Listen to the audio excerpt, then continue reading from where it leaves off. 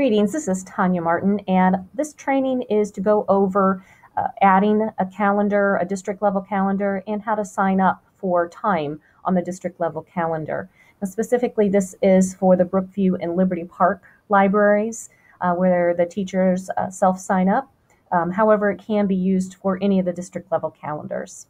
Okay, so first of all, the first thing I wanted to go over is you have your calendars that are automatic and the things that you sign up, and you can turn them off and on by clicking on them. There are also other calendars that you can add. So I've already got them added, but I wanted to show you how you can add. You click on Other Calendars and then Browse Interesting Calendars. And I know there's a lot of steps. However, you only have to do this once, and then you won't have to do it again. So there were 3 tabs, Holiday, Sports, More. I clicked on More, and then I go down to Resources for Warren. This is where I get access to the district level calendars. And then from here, you choose your school. So I'm just going to choose Brookview. And I'm already subscribed, so it will look like this to you. But then you click on Subscribe. And then when you go back to calendars, it will appear over here. So this isn't automatically here. My Brookview Library Checkout, Liberty Park Library Checkout, those aren't automatically there. I have to add them first in the other calendars, Browse Interesting Calendars. So now I'm set. So once you have this here, the only time it will disappear is if you actually hide it. So if you do a drop down and say hide this calendar from list, other than that, it will stay here and you can just turn it off and on. All right, next. This is really important. Even though I have this on, this is a view-only state.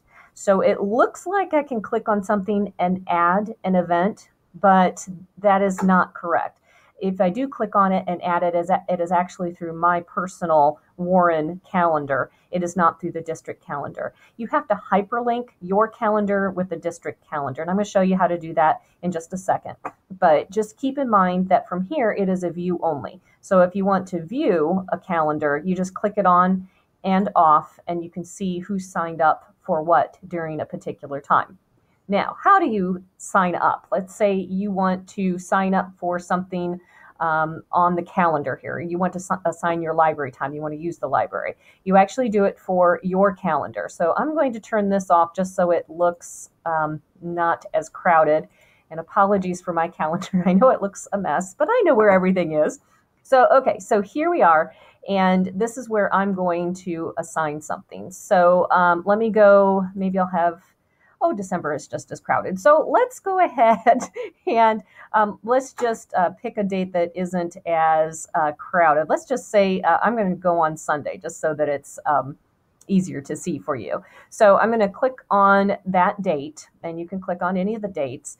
And then from here, you want to put in your last name just so people know. I mean, they can hover over it and see who it is, but it's just a lot easier if you can just put your last name on there. And you're going to put in library time, and then I'm going to click in edit event. And from here, I double check the date, which is correct. And then from here, I'm going to change the time. So let's say I want to come from 10:05 to 10:30. So I'm going to change my time.